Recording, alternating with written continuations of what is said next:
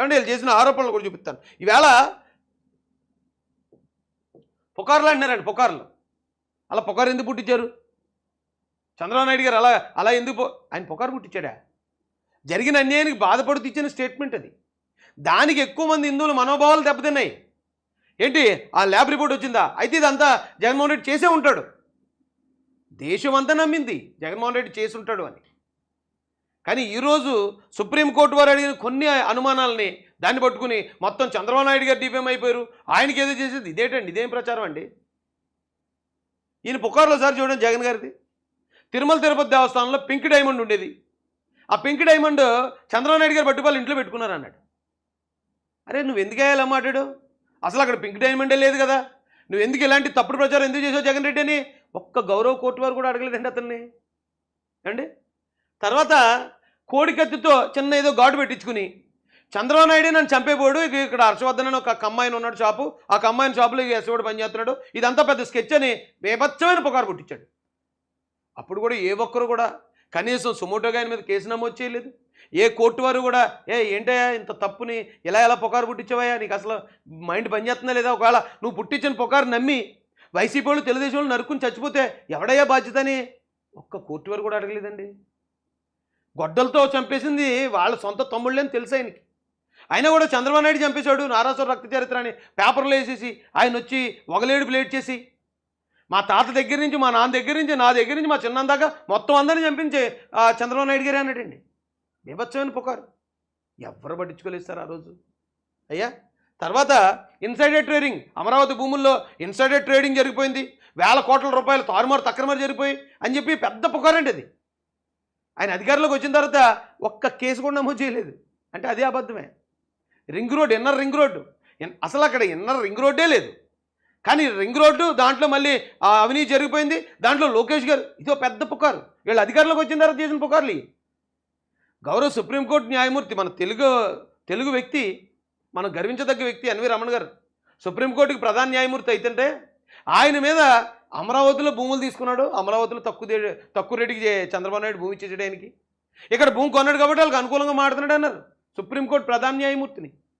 అప్పుడు కోర్టు పిలిచి ఏంటో ఎలా మాట్లాడుతున్నావు జగన్ రెడ్డి, ఇది అసలు కరెక్టేనా, నువ్వు ఇలాగా విద్వేషాలు రేపొచ్చా అని అసలు ఆ సుప్రీంకోర్టు వారు కాదు కదా, మున్సిపల్ మేజిస్ట్రేట్ కోర్టు వారు కూడా అడగలేదండి ఆయన్ని. మాకు బాధ ఉంటుంది కదండి, బోషుడికి అనే విషయం మీద ఎలాగా తారుమారు తక్కువ చేసాడు తెలుసు మనకి. ఇక అన్నిటికీ మించి సిబిఐ అలాగే కోర్టులు, హైకోర్టు వ్యతిరేకంగా చెప్పింది ఆయన, కానీ హైకోర్టు జడ్జిల మీద బీభత్సమైన బూతులు దాడి, హైకోర్టు జడ్జిల మీద. అంటే సిబిఐ మీద తప్పుడు కేసులు, సిబిఐ కూడా చంద్రబాబు నాయుడు కన్సర్న్లో నడుతుందని సిబిఐ మీద కూడా ఆరోపణలు, పుకార్లు, ఏ ఒక్కరు పట్టించుకోలేదండి. ఇన్ని పుకార్లు సృష్టించి 31 అవినీతి కేసుల్లో నిందితుడై ఉండి 1,00,000 కోట్ల ఆరోపణలు కలిగిన జగన్మోహన్ రెడ్డి ఈరోజు సచ్చీలుడు అయిపోయాడండి. చాలామంది అయ్యి బాబోయ్ చాలా మంచుడండి, దేవుడు నిజంగా ఇలాంటి బ్యాక్గ్రౌండ్ ఉన్న వ్యక్తులు దేవుడు కాపాడితే ఆయన దేవుడే కాదు, దేవుడైతే కాపాడండి. ఈయన మీద ఒక్క పుకారు ఎప్పుడు పుట్టించాడు అన్నది ఒక్క ఆరోపణ కూడా లేదు ఎవరి మీద కూడా. అలాంటి వ్యక్తిని పట్టుకుని ఈ రోజున మనం డిఫేమ్ చేస్తున్నాం.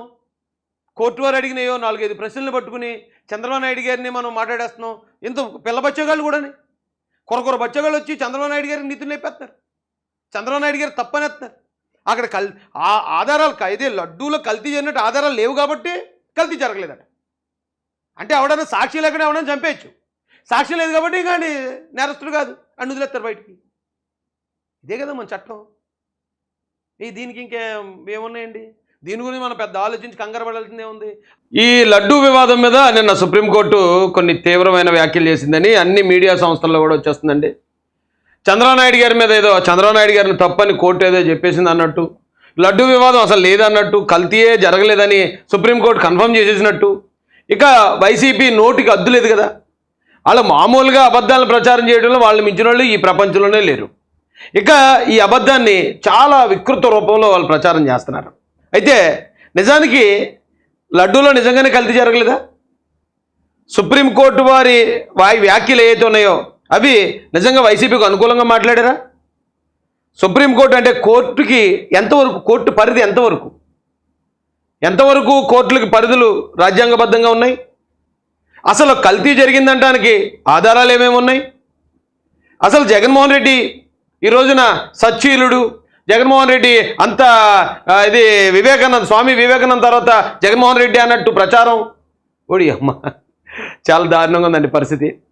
అయితే నేను ఒకటి చెప్తానండి, చంద్రబాబు నాయుడు గారి గురించి ఒక మాట చెప్తాను. ఫస్ట్ ఇది మొదలుపెట్టే ముందు చంద్రబాబు నాయుడు గారి గురించి ఒక మాట చెప్తాను.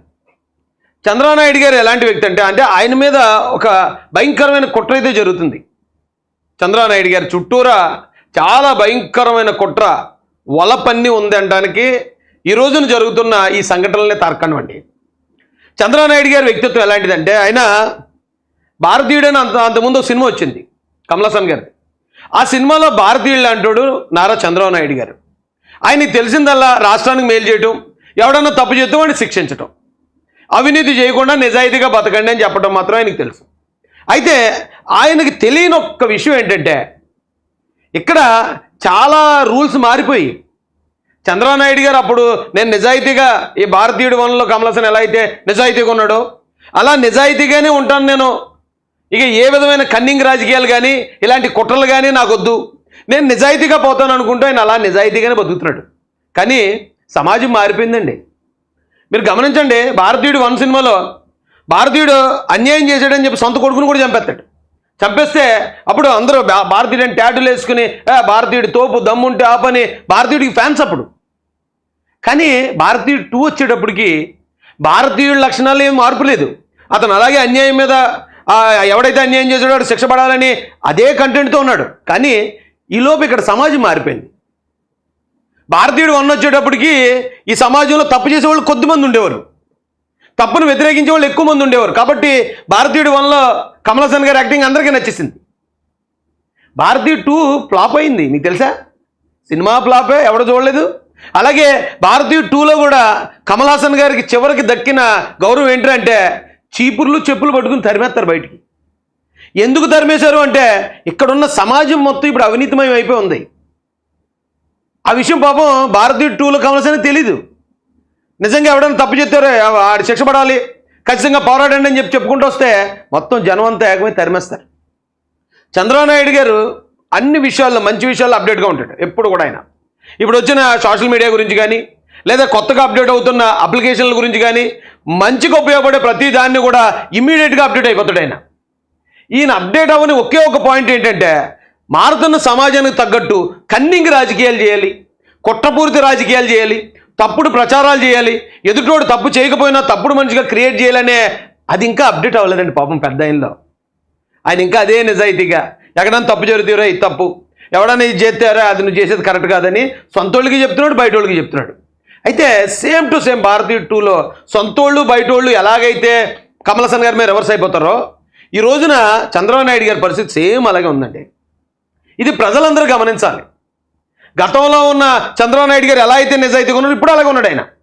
కానీ ఇప్పుడు సమాజంలో ఎక్కువ మంది అవినీతి పరులు ఉండటం వల్ల సొంతోళ్ళు కూడా ఆయన నచ్చే పరిస్థితి ఉండదు. ఒక్కోసారి నాకు మీడియా ఛానల్స్ కొన్ని చూస్తూ ఉంటే ఆల్మోస్ట్ కన్ఫర్మ్ చేసేస్తున్నాయి. సుప్రీంకోర్టు తీర్పు చంద్రబాబు నాయుడు గారికి వ్యతిరేకంగా ఇచ్చింది. చంద్రబాబు నాయుడు గారు చెప్పిన దానికి వ్యతిరేకంగా ఇదేంటి, సొంత ఛానల్లో అదే మాట, పగోడు ఛానల్లో అదే మాట. నిజమండి, చంద్రబాబు నాయుడు గారు అలా చేస్తారా? ఎదుటోడి మీద కుట్ర పన్నుతారా? ఎదుటోడిని బదనాం చేయడానికి ప్రయత్నిస్తారా? ఒకసారి మనం ఎవడి మీదన్నా ఒక మాట వేసేటప్పుడు ఆయన గత చరిత్ర కూడా చూడాలండి. ఒక వ్యక్తిని మనం మాట అనేసేటప్పుడు గతంలో ఎప్పుడైనా ఇలా చేశారా, లేకపోతే గతంలో అవతలోడు ఎవడైతే ఉన్నాడో వైసీపీ పార్టీలో ఎవడన్నా మనకు తెలుసు కదా, అతని క్యారెక్టర్ ఏంటి, గతంలో అతను ఎలాంటి జీవితం, ఎలాంటి పుకార్లు, ఎలాంటి అవినీతి కేసుల్లో ఉన్నాడు, ఒకసారి అది కూడా పరిశీలించాలండి. అయితే కోర్టు పరిధి గురించి ఫస్ట్ మనం మాట్లాడదామండి. ఇప్పుడు కోర్టు పరిధి గురించి ఎప్పుడైతే సుప్రీంకోర్టు నుంచి తీర్పు వచ్చిందో వెంటనే చంద్రబాబు నాయుడు గారు వచ్చారు. చెప్పాను కదండి, ఆయన భారతీయుడు లాంటి వ్యక్తి, నీతి నిజాయితీ రూల్స్ రెగ్యులేషన్స్ అంటాడు ఆయన. ఇప్పుడు ఒక గ్రామంలో ఎవడూ రూల్స్ పాటించట్లేదండి. రోడ్లో ఉన్న రూల్స్ అందరూ ఎలా పడితే అలా తిరుగుతున్నారు. అలాంటి రోడ్డు మీద కానీ మనం వెళ్ళాల్సి వచ్చింది అనుకోండి, మనం కూడా ఆ రూల్ని బ్రేక్ చేసైనా తప్పించుకునేలా ఉండాలి. కానీ నేను రూల్ ప్రకారం వెళ్ళిపోతానంటే అవతలోడు రూల్ లేకుండా వచ్చి గుద్దేస్తాడు. ఈరోజు చంద్రబాబు నాయుడు గారిని అలాగే చేస్తున్నారు. ఆయనేమో ఎక్కడన్నా సిద్ధాంతం, నిబద్ధత, విలువలు అనుకున్న ఆయన ఉన్నాడు. ఆయన బదనాం చేయడానికి చాలామంది తయారైపోయారు. చాలా బాధ అనిపిస్తుందండి మనసుకి. అంటే ఇక్కడ ఇంకా నీతికి న్యాయానికి ఇంకేం విలువ లేదు.